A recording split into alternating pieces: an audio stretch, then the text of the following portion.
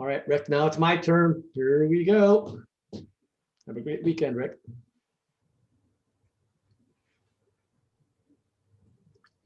Peter, why is it important for men going through a divorce to be clear on their identity?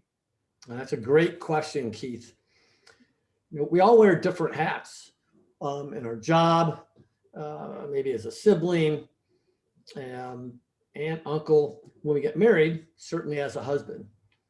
And when we enter the realm of divorce, it's never something we originally thought about. We planned, thought, hoped to be married, happily married the rest of our lives.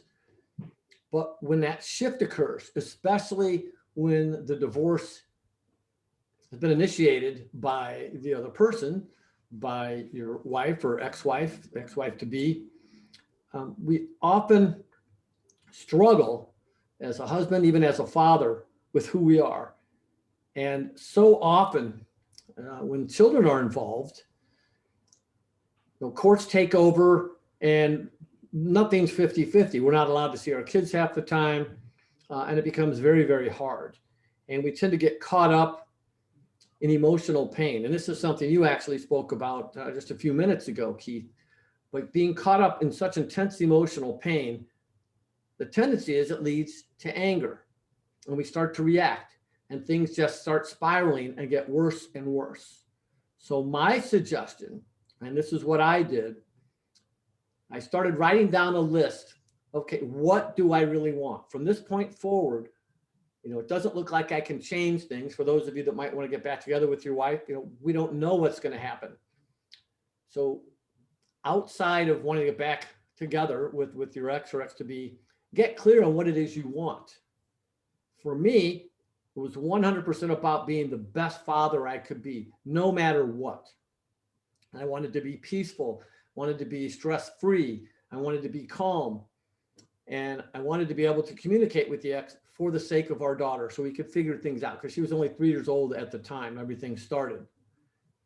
And as you write down the list of what you want, suggest a minimum of 10 items on your list. The next step is to think about why you want it, sort of your purpose, if you will, because that's the driving force that will inspire you to step up, to be the best you can be. For me, to be the best possible father I could be. And I wasn't perfect. So when I faltered, I would apologize and do whatever it took to get back into integrity and be aligned with being the best father I could be. So I have a question for you, Keith, at this point. Any thoughts, questions, any clarity that you think people might need? What comes to my mind is if you're going through a divorce and you're a parent, the first focus is to identity as it relates to being a parent. Is that accurate? For me, it certainly was. To me, I think our children are the reason that's bigger than us, more important than us. I mean, so many people get caught up and stuck in the rut of the reactive, even two-way reactive anger. And it only takes one person to start to make a difference. But when we're caught up in that anger, we're setting, an anger-based example for our children. And as they grow older and get into their own relationships, subconsciously, they might believe that's how relationships are supposed to be. So not just being the best father I could be, what type of example did I want to set for my daughter? What did I want to teach her when it came to relationships? What did I want to teach her when it came to anger and reacting? Did I want to teach her to be calm or to go ahead and react with anger? And even in the midst of divorce, the one thing you and your ex or soon to be ex have in common is you're both still a parent. Yes, absolutely. And letting go of that emotional pain, the differences for the sake of your kids will be the greatest gift, the absolute greatest gift you can ever give your children. If one parent does this, how does that affect the other parent? That's another good question, Keith.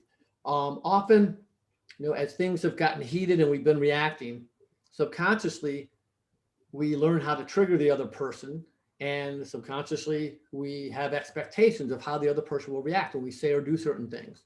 So when we change our own behavior by getting clear on our identity, the other person, the ex to be, is no longer receiving the expected reactions. And subconsciously, over time, at least more often than not, they will also have to change what they're saying and doing. And it comes full circle. In worst case scenario, though, yes, it takes two to tango, but it only takes one to make a difference for your children and for you. What I was thinking, Peter, is by one parent focusing on being a parent, that might bring within the other parent the common entity of, yes, you're both still parents. Yes, and even asking a simple question when it comes to our children, what is it you really want for them? Because Excellent. we tend to just share what we want, and rarely do we ask the XX to be what he or she wants. So my call to action for everyone out there is to write a list of at least 10 things for what you want, which correlates to your identity. And then step 2, why do you want it? Why is it so important? Again, for me, it was my daughter. And the third and final step is to write a list of how you have to intentionally be to live that identity, to be that person based in integrity and your core values. I love that, Peter. Thank you for this challenge. Men out there listening, and women, if you're going through a divorce too, you can accept this challenge. Absolutely. Thank you, Keith. I look forward to seeing you and everyone next week. I look forward to it too, Peter. Take care. Have a good week.